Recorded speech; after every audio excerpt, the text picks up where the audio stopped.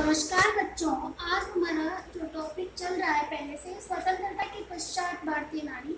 जैसा कि पिछले व्याख्यान में आपने पढ़ा कि किस प्रकार स्वतंत्रता आंदोलन में नारियों की महत्वपूर्ण भूमिका रही और कई प्रकार के नारी संगठनों ने नारी आंदोलन का रूप लिया और जो उस समय समाज में जो विद्यमान कुप्रथाएं थी जैसा कि बाल विवाह, सती प्रथा, बहु विवाह, प्रदा प्रथा, इसके विरुद्ध नारियों ने आवाज उठाई और कुछ हद तक हमारे जो संविधान में नारियों के विरुद्ध, नारियों के जो कुप्रथाएं विद्यमान थी उनके विरुद्ध कानून भी बने, जिसका आप पिछले व्याख्यान में अध्ययन कर चुके हैं।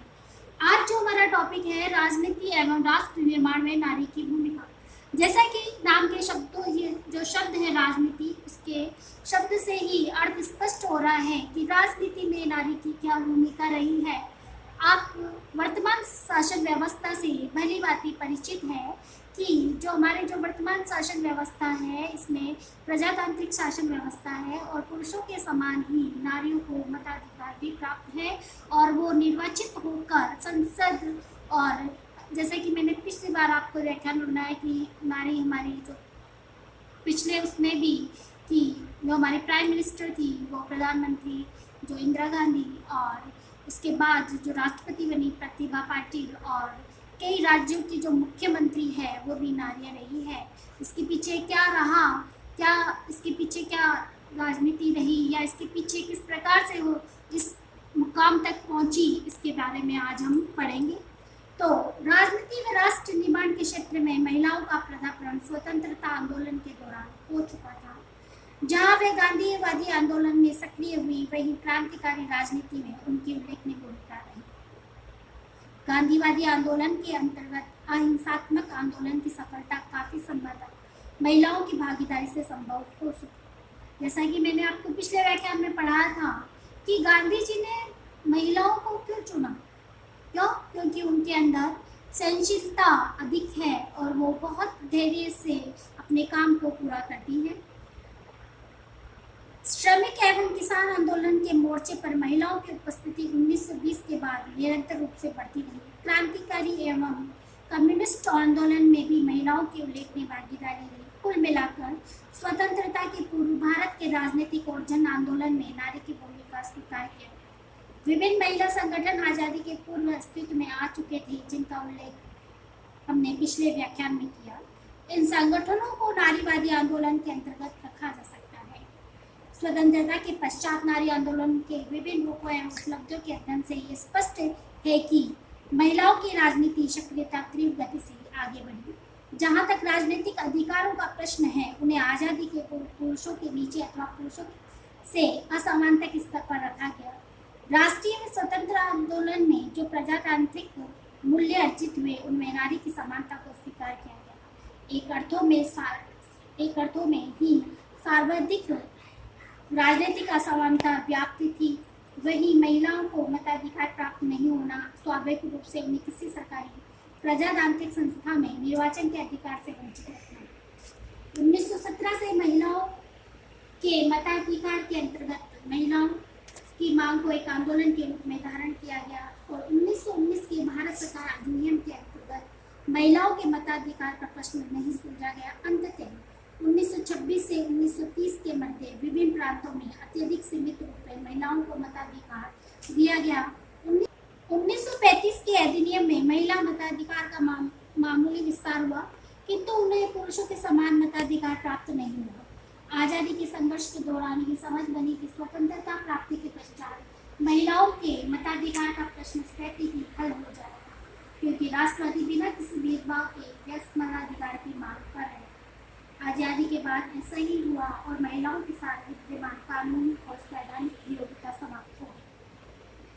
आजादी के पूर्व विधि विशेषज्ञ V.N. राव की अध्यक्षता में 1944 में एक समिति गठित की गई, जिसे हिंदू कोड बिल का प्रारूप तैयार करने का कार्य सौंपा गया। ये जो मैं आपको बोल रही हूँ कि 1935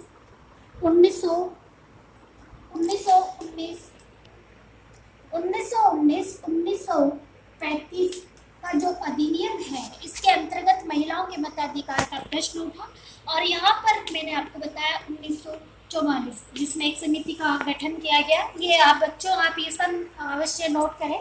आप अगर राजनीति विज्ञान के विद्यार्थी हैं तो ये आपके लिए और भी महत्वपूर्ण है। तो 1930 के पश्चात इस हेतु महिला अधिकारों आंदोलनकारियों ने मांग करना आरंभ कर दिया। महिला आंदोलन के समर्थकों की मान्यता थी कि जब तक हिंदू नारी को परंपराओं और अंधविश्वासों से मुक्त नहीं किया जाएगा तब तक उनकी राष्ट्र निर्माण में भागीदारी सुनिश्चित नहीं होगी।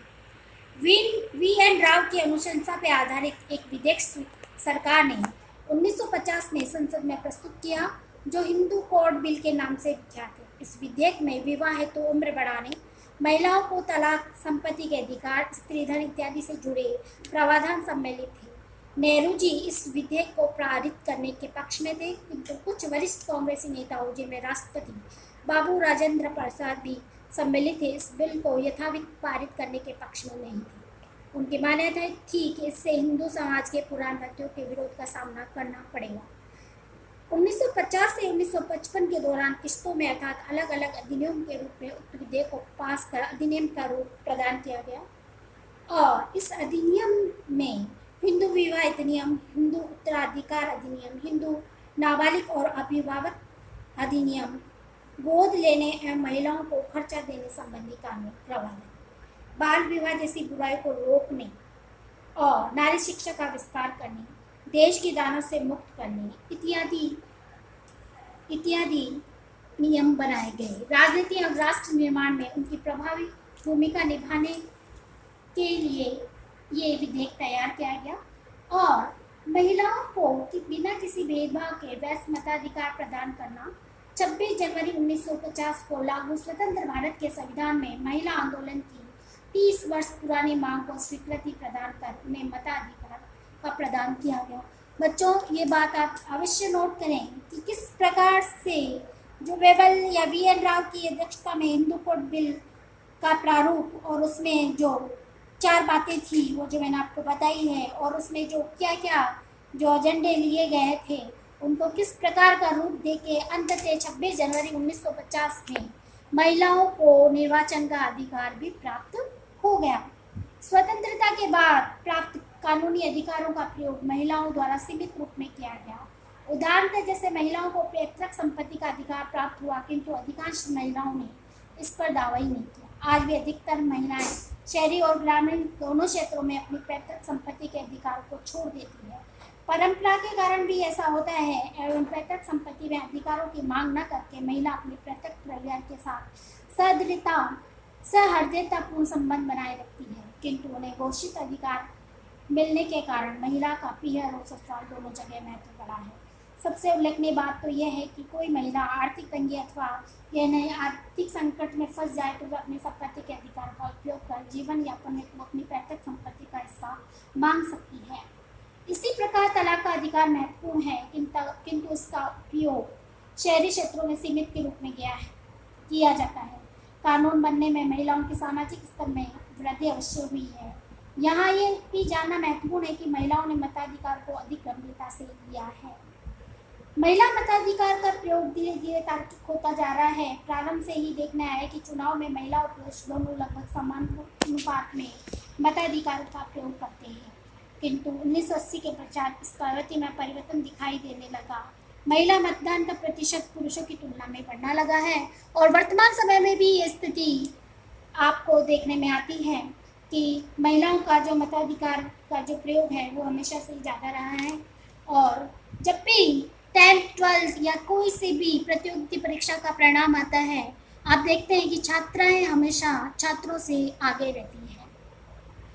प्रथम आम चुनाव में मुश्किल से विधानसभा एवं विधान परिषद और प्रांतीय सरकार की जनप्रतिनिधि संस्थाएं में महिला प्रतिनिधियों की संख्या 2% रही। 1980 के पहले तक लोकसभा की 4 से 5% सीटों पर महिलाएं निर्वाचित होती रहीं, किंतु 1980 के चुनाव में लोकसभा की 7 से 8% सीटों पर महिला प्रत्याशी चुनी गई। प्रारंभ से लेकर अब तक राज्यसभा में 7 से 10% स्थानों पर महिलाएं निर्वाचित एवं नामांकित हुई। अब आप ये देख रहे हैं कि 1980 उसके बाद जो निर्वाचन प्रणाली रही 1991 में और उसके बाद धीरे धीरे ये जिन निर्वाचन प्रणाली का जो प्रयोग है वो धीरे धीरे बढ़ता ही जा रहा है और वर्तमान समय में स्थिति आपके सामने है। तो मैं इसको ज़्यादा विस्तृत रूप से न बता के आपको बहुत शॉर्ट में बता रही हूँ कि किस प्रकार महिलाओं को मताधिकार प्राप्त हुआ और कौन से विधेयक में उन्होंने इसका प्रयोग किया, और उसके बाद लगातार इनके मताधिकार का जो स्तर है वो बढ़ता ही गया है। शुरुआत गांधीवादी आंदोलन से हुई थी और वर्तमान समय में आपके समक्ष कई उदाहरण हैं। अब जो आगे है इसमें कि राजनीतिक आंदोलन की ओर देखें तो महिलाओं की भूमिका निरंतर बढ़ी है, किंतु वे नेतृत्व करने के पुरुषों की अनुगामी ही बनी हुई है। लेकिन वर्तमान समय में ऐसा नहीं है। समाज में देश में सामंती प्राचीन काल का नहीं बता रही मैं, इसी काल में मतलब 1980 या उसके बाद के जो घटनाक्रम में है उसमें जरूर पहले कि समाज में कई कोई महिला अगर मताधिकार का प्रयोग करती तो उसे थोड़ा सही नहीं माना जाता था पुरुषों की तुलना में। लेकिन आजकल ऐसा नहीं है, सोच में परिवर्तन आया है और महिलाओं की जो राजनीति में प्रवेश है वो और बड़ा है। जैसा कि सांसद बनी है, मुख्यमंत्री बने हैं, प्रधानमंत्री बने हैं, राष्ट्रपति बने हैं। और अगर आप नीचे का स्तर पे समझना चाहें तो जो ग्रामीण इकाइयां हैं, जो प्रधान है, तहसीलदार है, जो एसडीएम है, एडीएम है, आपके सामने जो कलेक्टर्स हैं, ये इनमें महिलाओं की भागीदारी बहुत बड़ी है। और जब आप सबसे सरल उदाहरण आपको मैं दूं तो जब आपके गांव में सरपंच का चुनाव होता है तो उसमें भी महिलाओं की सीट आरक्षित होती है और उसमें महिलाएं भाग लेती हैं और महिलाएं प्रत्याशी भी खड़ी होती हैं और बहुत मतों से विजय भी होती हैं और बहुत अच्छे ढंग से वो अपनी शासन व्यवस्था को संभालती हैं। लेकिन कुछ ऐसे भी उदाहरण हैं जहां महिलाओं को खड़ा तो कर दिया जाता है लेकिन सारा काम पुरुष ही करते हैं। ये शायद ऐसा माना गया है या उनकी सोच में ऐसा है कि वो ज़्यादा कर सकते हैं या उन्हें घर से नहीं बाहर जाने दिया जाता है। लेकिन फिर भी स्थिति में काफ़ी सुधार हुआ है। समाचार पत्रों, पत्रिकाओं, जनसंचार माध्यमों का महिला राजनेताओं के प्रति दृष्टिकोण अच्छा रहा है। पहले नहीं था, अब अच्छा है। राजनीतिक दलों की जो सोच में पहले परिवर्तन नहीं था, अब महिलाओं के प्रति उदार है और कुछ महिलाओं को अधिकार भी हैं तो वो इसका प्रयोग करती हैं। महिलाओं का राजनीति में योगदान उल्लेखनीय है, जैसा कि आपने अभी पढ़ा है। उससे पहले अगर हमें 1947 में राजकुमारी अमृत कौर केंद्र में स्वास्थ्य मंत्री बनी। प्रांतीय स्तर पर पश्चिम बंगाल में रेणुका रॉय राहत व पुनर्वास मंत्री बनी। इसी क्रम में सुचेता कृपलानी का नाम उल्लेखनीय है, जो 1959 में भारतीय राष्ट्रीय कांग्रेस की महासचिव बनी। इसके पश्चात 1962 में उत्तर प्रदेश सरकार के श्रमिक मंत्री बनी। 1963 से 1966 तक उत्तर प्रदेश की मुख्यमंत्री रही। सुचेता कृपलानी को भारत की प्रथम मुख्यमंत्री का गौरव भी प्राप्त है, ये आप नोट कर लें। विजय लक्ष्मी पंडित जो आज़ादी के पूर्व 1937 में उत्तर प्रदेश सरकार में स्वास्थ्य और स्थानीय शासन मंत्री बनी। वो स्वतंत्रता के तुरंत बाद संयुक्त राष्ट्र संघ में भारतीय प्रतिनिधि नियुक्त हुई। उसके बाद संयुक्त सोवियत रिपब्लिक, सोवियत रूस व सोवियत राज्य अमेरिका में भारत की राजदूत नियुक्त हुई। इसी क्रम में मसूमा बेगम का नाम उल्लेखनीय है, जो समाज कल्याण मंत्री रही। कांग्रेस सदन की उपनेता भी बनी। गांधीवादी महिला नेता दुर्गाबाई देशमुख का नाम उल्लेखनीय है, जो स्वतंत्रता के बाद केंद्रीय समाज कल्याण बोर्ड की अध्यक्ष बनी। श्रीमती इंदिरा गांधी की राष्ट्रीय राजनीति राष्ट्र के विकास में भूमिका इतिहास की एक महत्वपूर्ण स्थान रखती है। 24 जनवरी 1966 में लाल बहादुर शास्त्री की मृत्यु के पश्चात वे भारत की प्रधानमंत्री बनी। 1966 से 1977, 1980 में 84 तक प्रधानमंत्री पद पर आसीन रही। इंदिरा गांधी सही अर्थों में नेहरू की पुत्री नहीं बल्कि उनकी राजनीतिक व वैचारिक विरासत को सही उत्तराधिकारी भी रही। और वर्तमान समय में ऐसे कई, ये तो आपको पहले के बताए हैं, जब स्वतंत्रता का काल था और उसके बाद का जो घटनाक्रम है, वर्तमान समय में आपको विदित है कि कौन कहाँ का नारी मुख्यमंत्री भी रही है, कहीं प्रधानमंत्री राष्ट्रपति भी है। मैं पहले भी व्याख्यान में आपको बता चुकी हूँ। तो राजनीति में महिलाओं की मुख्य जो भूमिका है वो वास्तव में बहुत ही अब हम आते हैं कि राष्ट्र के निर्माण में, तो जो राजनीति में महिलाओं की भूमिका है, जो राजनीति में अगर जिसने महिला ने प्रवेश किया उसका राष्ट्र निर्माण में भी महत्वपूर्ण योगदान रहा है। जैसा कि सुचित्रा कृपलानी और इंदिरा गांधी, श्रीमती इंदिरा गांधी और कई ऐसी महिलाएं हैं जिनका नाम मैंने पहले बताया है, जिन्होंने अपने राष्ट्र के निर्माण में महत्वपूर्ण योगदान दिया है। इसमें जो मुख्य रूप से गांधी, श्रीमती इंदिरा गांधी के नेतृत्व में कांग्रेस की राजनीतिक शक्ति बढ़ी, उनके समय में भी आपातकाल की घोषणा हुई। आपातकाल के दौरान जनता के साथ हुई ज्यादती के कारण कांग्रेस की शाखा पर प्रभाव पड़ा, किंतु 1980 में इंदिरा गांधी के नेतृत्व में पुनः कांग्रेस की सरकार बनी और इस समय पंजाब में खालिस्तान समर्थक आतंकवादियों की गतिविधियां अपनी उच्च सीमा पर पहुंचने लगी। अमृतसर के पवित्र स्वर्ण मंदिर को आतंकवादियों ने अपनी गतिविधियों का प्रमुख केंद्र बना लिया। पंजाब में आतंकवादियों को कुचलने, स्वर्ण मंदिर से उनको निकाल बाहर करने के लिए 5 जून 1984 को ऑपरेशन ब्लू स्टार नामक सैनिक अभियान आरंभ किया गया। इसके अंतर्गत 5 जून को स्वर्ण मंदिर में सेना प्रवेश कर गई और आतंकवादी आंदोलन के प्रमुख नेता जनरल सिंह भिंडरावाल सहित लगभग 400 व्यक्ति इस कार्रवाई में मारे गए।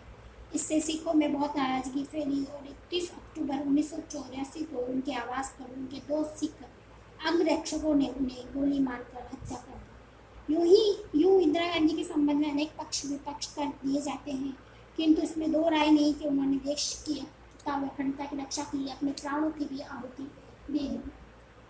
नारीवादी न होने के उपरांत भी इंदिरा गांधी की ये मान्यता थी कि महिलाएं विश्व की सबसे बड़ी शोषित अल्पसंख्यक हैं।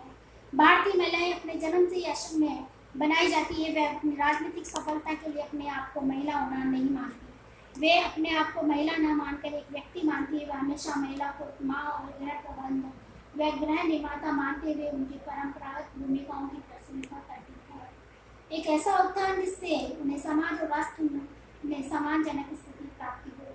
वे मानव समाज के लाभ हेतु कार्य कर सके। राजनीति में महिलाओं की भूमिका के बारे में उनकी मान्यता थी। भारतीय पुरुषों ने महात्मा गांधी से लेकर आज तक महिलाओं का राजनीति में स्वागत किया है। महिलाओं के लिए पुरुषों ने भी संघर्ष किया है और भविष्य में भी ऐसा करते रहेंगे।